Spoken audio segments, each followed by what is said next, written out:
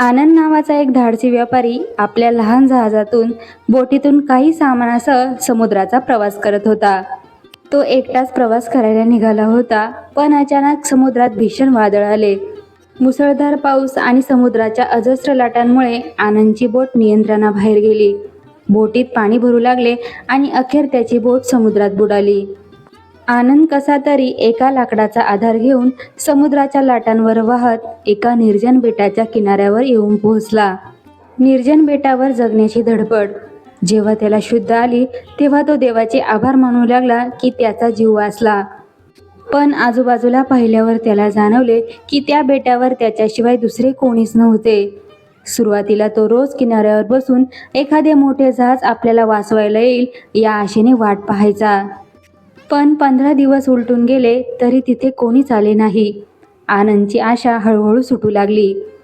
तरीही त्याने हार न मानता तिथेच बेटावरील झाडांच्या फांद्या आणि पानांचा वापर करून स्वतःसाठी एक छोटी झोपडी बांधली, जेणेकरून त्याचे जंगली प्राण्यांपासून आणि पावसापासून रक्षण होईल. झोपडीला लागलेली आग.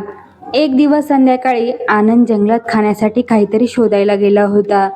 तो परतत असताना अचानक आकाशात विजा कडकडू लागल्या आणि एक मोठी वीज थेट आनंदच्या झोपडीवर पडली. त्याच्या डोळ्यासमोर त्याची ती झोपडी जळून खाक झाली.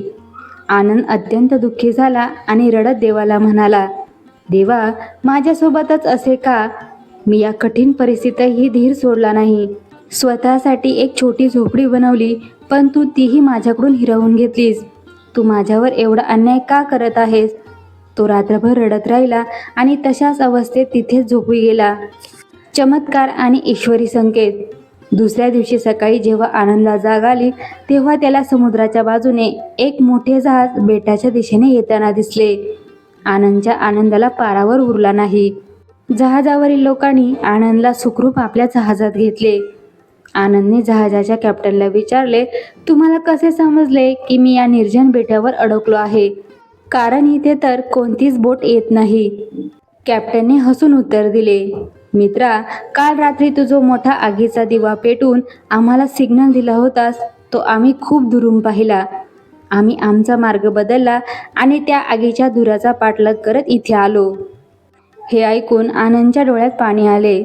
त्याला समजले की ज्या आगीचा तो आपले दुर्दैव समजत होता तोच खरं तर देवाने त्याला वाचवण्यासाठी पाठवलेला संकेत होता.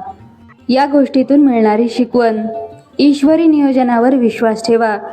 कधीकधी आपल्याला वाटणारे मोठे नुकसान हे भविष्यातील मोठ्या यशाची किंवा बचावाची सुरुवात असू शकते. आपल्या योजनांपेक्षा देवाची योजना नेहमी श्रेष्ठ असते. आशा कधीही सोडू नका. परिस्थिती कितीही कठीण असली तरी सकारात्मक राहा. प्रत्येक वाईट वेळेच्या मागे काहीतरी चांगले दडलेले असते.